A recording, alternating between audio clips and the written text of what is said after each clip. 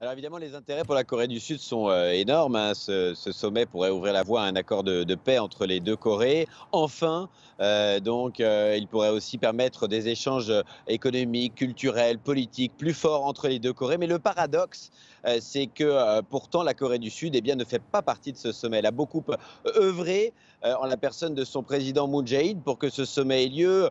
Le président sud-coréen s'est battu, hein, plusieurs fois pour que le sommet, une fois annulé, puisse se tenir. Et pourtant, ils n'en font pas partie. À un moment, Moon Jae-in avait pensé venir et puis on lui aurait fait comprendre que non, c'est bien un face-à-face entre Kim Jong-un et donc le président américain Donald Trump qui va avoir lieu. Alors, Moon Jae-in, les Sud-Coréens sont représentés par son bras droit. Mais ils regardent un peu de tout ça en spectateurs alors que ça les concerne énormément.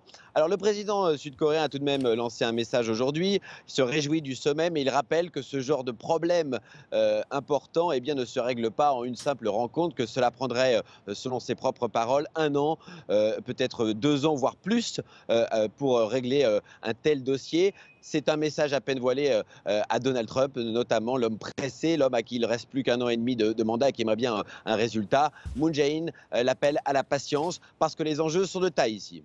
Merci.